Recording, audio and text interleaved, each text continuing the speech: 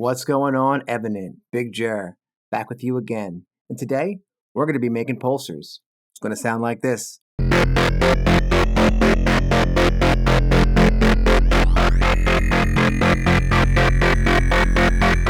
Pretty cool sound. Let me show you how to make it. So first things first, the note that we'll be designing to is F1. F's the note, 1's the octave. And I wanted to mention that this guy had a little bit of automation in it. There's going to be a macro we make called formant, and I do have it following a little bit of an automation here. Let's listen to that one more time so you can see what's happening.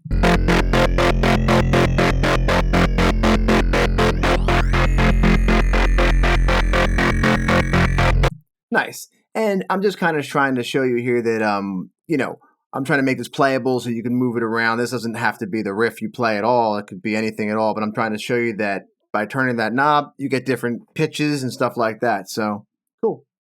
All right, let's go ahead and open up. Well, this is going to be what the patch is going to look like here at the end. And we're going to go ahead and open up a new massive right now. So, we'll go over to our plugins. Under Native Instruments, you open up a massive, and here you go. Okay? So, the first thing we're going to do is set our oscillators. Now, our first oscillator, we're going to move down to -12. Okay? And it's going to be grown 1. We're going to go ahead and set up an envelope on here. And if you remember, envelope 4 is our sound. So we're going to kind of just have this guy on. And then envelope 2, what I mean by the sound is this is the amp, right? So this is, remember,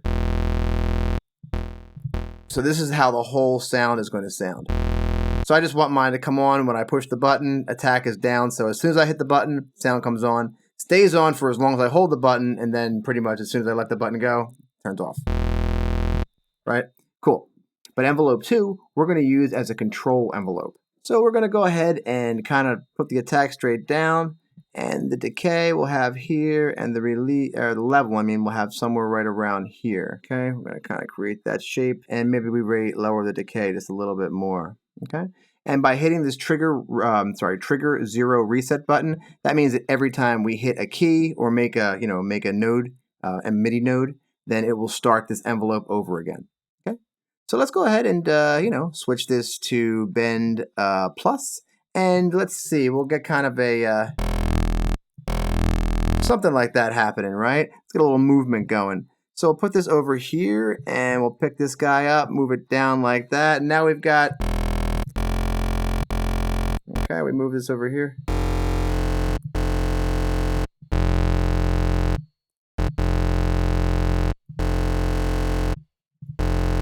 Let's have this open like.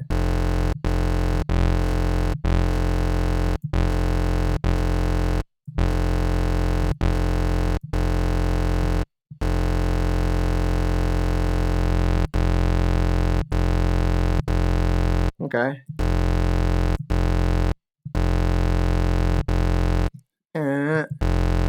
Okay. Okay. Cool.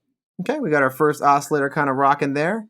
Let's go ahead and change this to additive 3. Okay, and we'll put this to bend plus and minus. And obviously we need some volume. Cool. Cool, let's see if we can get a little motion over here.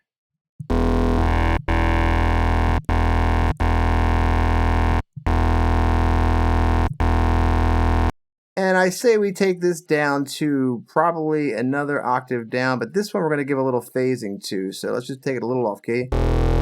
Right, you hear that little chorus effect when we add that phasing? Not bad. We got a little push from this. Not much, a little bit of a push from this. Just giving us a little bit of character to the front of our sound. And here, let's go ahead and change this to bronze. Okay, we'll leave it at 0, and we'll switch this to formant. Okay, we'll bring it down here. Obviously some volume again.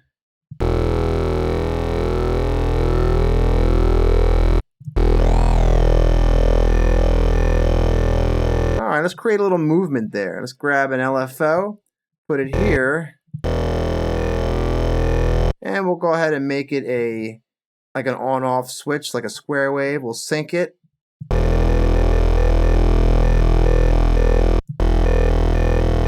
Nice.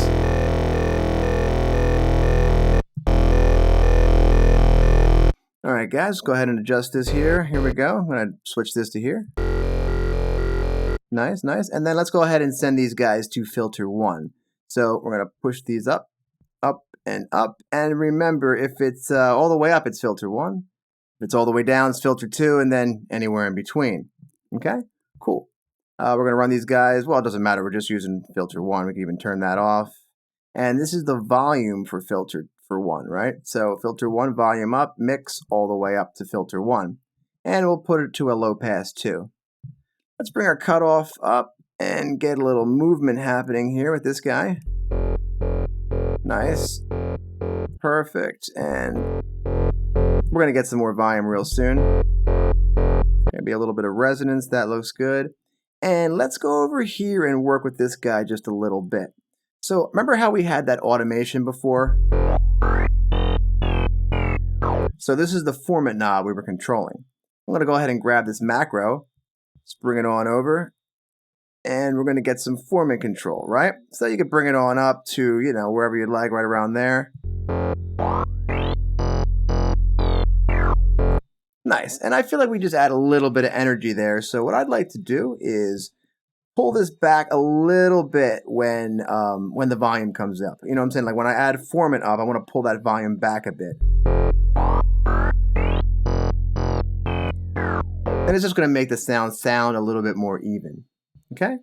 So let's add a little bit of maybe motion here too, because you can add envelopes and LFOs to the same point. Just going to give it a little more action, which is great. Let's see, before we add some modulation, let's take this LFO and put it over here on the pan. Just going to add some more motion to our sound without being too crazy panned. Okay, so we'll go down here to the modulation oscillator and we'll turn a little bit of the phase on oscillator 1. And we'll raise it up an octave. But I'd like to add just a little more phasing, so maybe we'll just push it above the octave a little bit. Nice. It's giving it a little bite to our sound. Nice, feeling that. And why don't we go ahead and add a couple of insert points before we get to our effects section. So we'll go over here to routing. We'll start with insert 1, and we'll put it after filter 1. Okay, so insert 1, we'll make a parabolic shaper, and we'll give it a little wet dry and some drive.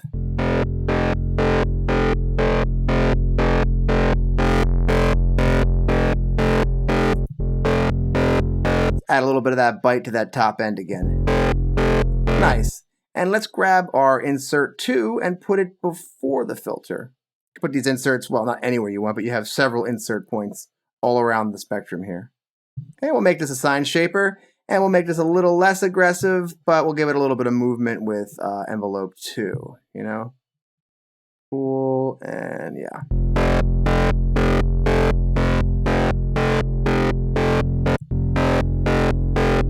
Nice, not doing too much, but rocking out just the same. Cool. Let's go ahead and, we're not using our noise oscillator or our feedback, so we'll kind of leave that off.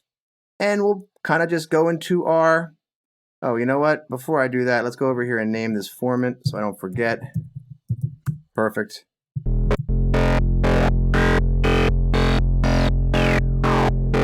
Perfect. So let's add a little bit of effects to kind of polish this thing, right? So we got our oscillators making the sound. Okay, we've got ourselves the filter kind of pulsing it a bit for us. We've added some inserts. Now let's go ahead and finish it off with a nice effects section. Go down to the Bronner tube, and let's see.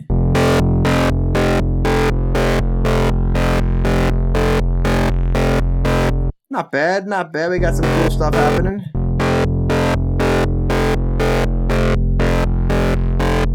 Tell you what, man, I think we could add a cool little macro here, and we could just call this like buzz or something. And that could add a little bit of buzz to our sound. I dig it.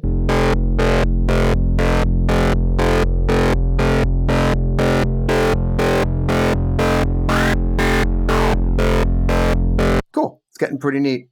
And why not add that dimension expander, a little bit of a dry wet and low size.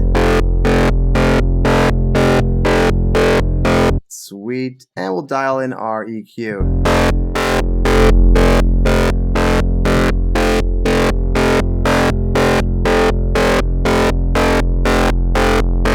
Nice.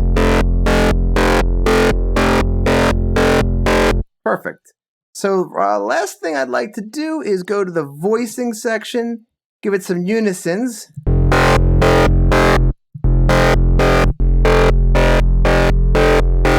And let's go ahead and add a little bit of an LFO here.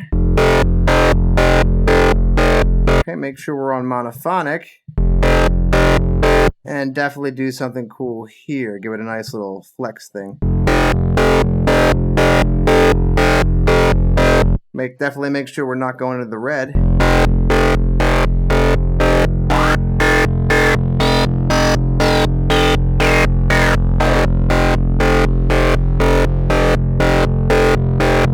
Nice.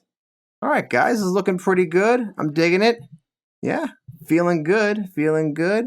Don't forget to go up and save it into your Evident folder. I think I'm going to call this Sound the Alarm. That's what you'll find if you look inside the preset pack. Otherwise, I had a great time making this with you guys. I'll catch you on the next one. See ya.